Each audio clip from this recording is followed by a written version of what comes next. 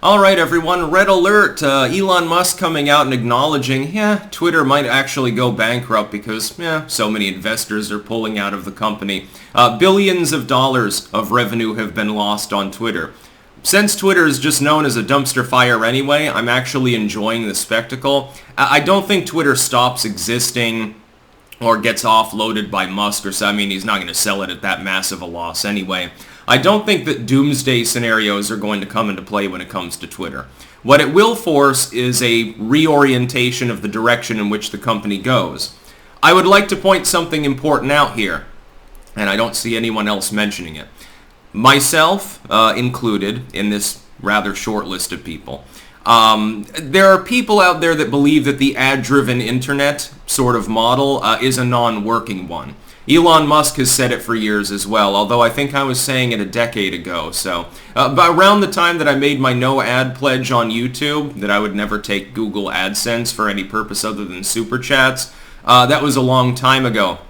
I've always been skeptical of the ad-driven internet, and Elon Musk is correct here, and the investors that are fleeing his company are accidentally proving his point. There are two reasons why the ad-driven internet is a shit idea. Well, there are more reasons, but we'll fixate on two of them. Number one, everyone uses ad blocker. Number two, there aren't enough ads to go around because there's an overflow of content creation. And number three, I suppose we can throw it in there because, of course, it bears out Elon Musk's point specifically. Investors can fuck your company because they go in and they make ad buys. They say, well, I'm Hasbro, Nike shoes or something. I'm advertising Red Lobster on Twitter. I'm paying in $50 million for a certain amount of ads over a certain amount of time. And Elon Musk makes money, and that's wonderful. But then Red Lobster gets petitioned, by a handful of shrieking lunatics with pink hair that seeped into their brains and made them brain dead.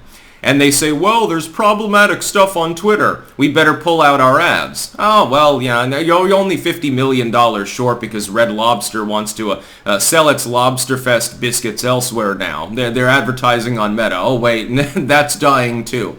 Google? Who's left of the big tech firms that isn't having problems right now, by the way? I love it when they fixate on Twitter downsizing the number of employees, when literally 2 days after the decision was called, Meta did exactly the same thing.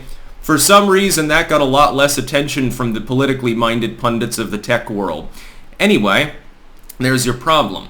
You can end up with a lynch mob of people, a small minority, whining and complaining about a person or a thing on your platform. Now, another thing I would like to point out, that problematic material is literally the internet. It's everywhere. You show me the man and I'll show you the crime is the old adage when it comes to the legal system. Oh boy, does it work well with tech too. But until the legacy media or a lynch mob of Tumblrites decides to complain about a person or a platform, nothing is done. The advertisers don't really care about being adjacent to this material. They don't care. They didn't raise a big stink when Twitter was revealed to be hosting illicit pornography on its site until very recently. Oh, a 4chan thread has started, some content creators start talking about it, and then they begin withdrawing ads and demanding that change be done. Took them a while now, didn't it? You're telling me that not one employee bothered to scope out that material and see what the ads were actually appearing next to? Yeah, here's the Red Lobster ad. It's appearing next to a rape video or something. Here's war footage of little orphans getting blown up by a drone. Well, that's okay. I'm probably the only one that saw it. I really hope so. Shh, I better not tell my boss. He's having a bad day. His secretary quit, so can't get any pussy or anything. You end up with those situations. Until someone complains, nothing is actually done. But people love to complain. And that's why the ad-driven internet is a terrible idea. The same goes for creators. Let's say that instead of doing the no ad pledge thing and mainly subsisting for a number of years, at least until, building up more streaming revenue, instead of doing the books and the donations thing, because of course I use Patreon, I use Subscribestar, people can tip me there, they can buy my books. I've edited a lot of them. We're soaring up towards edition 410 as we speak. Let's say instead I had relied on ads. Now, for the first few years after I started to sort of make it, when the views were high, AdSense tended not to be limited even on edgy content. Oh, I would have cleaned up. I would have been making six figures easily. But would I be making that now? No. I probably wouldn't be making any of it. At the very least, most ads wouldn't show on any of my fucking YouTube videos because the material's too edgy. The advertisers eventually, because of the audience size, would complain. And then YouTube would demonetize everything. And so I'd be a sitting duck. I mean, I wouldn't have any income. It would have been a terrible time. I'm very proud of my decision never to take ad revenue on YouTube, by the way. Elon Musk is fundamentally right. The ad-driven side of the internet's broken, but I started warning also about it after Adpocalypse. The Adpocalypse was not really about YouTube trying to clean up its image and keep ads from running on videos with excessive swearing or people in lingerie or twerking or whatever. They didn't give a shit. The stuff was already there for years.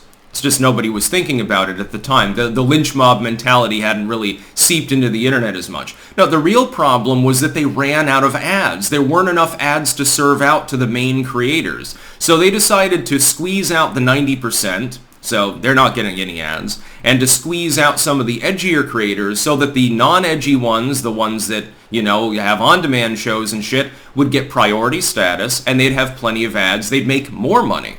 PewDiePie, cleaning up. All of these others, cleaning up. Yeah, the Eugenia Cooney probably makes a 7-figure salary off of ad revenue alone by this point. Meanwhile, the average creator got fucked because there weren't enough ads. Because the ad-driven internet's bullshit.